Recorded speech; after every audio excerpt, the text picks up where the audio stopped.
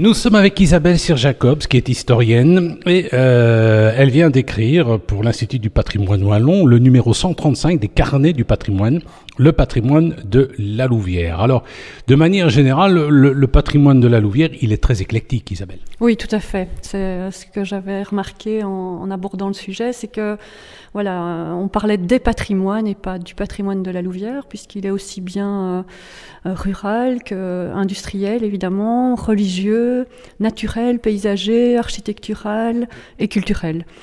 Ça va vraiment dans tous les domaines et c'est à la fois un patrimoine ancien et récent. Quand on dit ancien, ça remonte jusqu'à quand ? Alors, il y a avec le patrimoine religieux, on a des églises qui datent du 12e, 13e siècle. Et puis récent, ça va jusqu'au XXe siècle, jusqu'à les années 2000, parce que j'ai pris en compte des édifices récents, comme par exemple la caserne des pompiers, la piscine, le point d'eau, qui sont des créations récentes, mais qui pour moi font partie aussi du patrimoine de la Louvière. Nous sommes avec Isabelle Sir-Jacobs, qui est historienne et archiviste. Elle a sorti notamment un carnet du patrimoine, le 135, consacré au patrimoine de la Louvière. On a fait abstraction, je pense, quand même, du patrimoine industriel qui, là, a fait l'objet d'un autre chapitre. Oui, oui, c'est un chapitre important, bien sûr. En fait, j'avais travaillé déjà sur le patrimoine industriel de la région du centre. Et ici, je l'ai résumé au patrimoine de la Louvière. Et puis... c'est un chapitre important parce que la Louvière est née par et pour l'industrie en 1869 et on a des témoignages industriels un peu partout dans la ville, à commencer par Bois-du-Luc, qui a un site de patrimoine UNESCO maintenant, un site important. Et puis on a aussi le canal du centre qui fait partie pour moi aussi du patrimoine industriel. Donc beaucoup de témoignages qui aussi reflètent la diversité des activités industrielles de la Cité des Loups. Nous sommes avec Isabelle Sir-Jacobs, qui est historienne, archiviste. C'est elle qui a élaboré le patrimoine de la Louvière. C'est le carnet 135 de l'Institut du patrimoine. Alors, une question, est-ce que la Louvière est une ville jeune ou une ville ancienne ? Oui. Alors, pour moi, c'est une ville neuve. Elle a été vraiment créée en 1869. On va fêter les 150 ans, d'ailleurs, très bientôt. Mais c'est un peu antagoniste parce qu'évidemment son entité est beaucoup plus ancienne. Au départ, la Louvière, c'est un hameau de Saint-Va, mais Saint-Va est une ancienne ville. Donc voilà, c'est pour ça qu'on a à la fois des témoignages du passé très lointain et alors du passé récent. Vous allez recevoir pas mal de Carolo, parce que les Carolos disent Charleroi, c'est la deuxième plus jeune ville de Belgique, il y a 350 ans. Donc elle serait battue par la Louvière. Oui, alors effectivement. Mais elle n'est pas battue la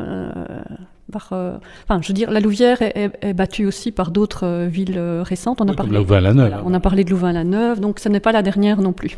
Nous sommes avec Isabelle Sir-Jacobs, qui est auteur du livre Le patrimoine de la Louvière. C'est le carnet numéro 135 de l'Institut du patrimoine wallon.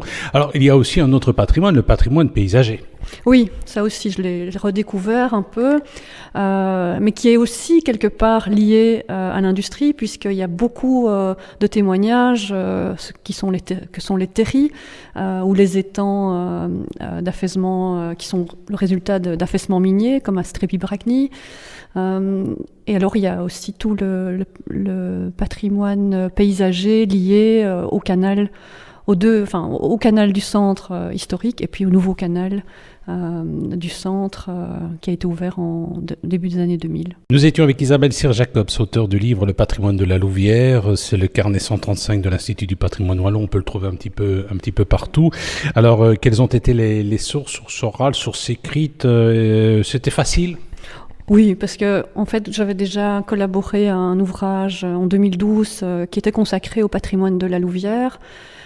Et donc je me suis basée surtout sur cet ouvrage où plusieurs auteurs avaient collaboré.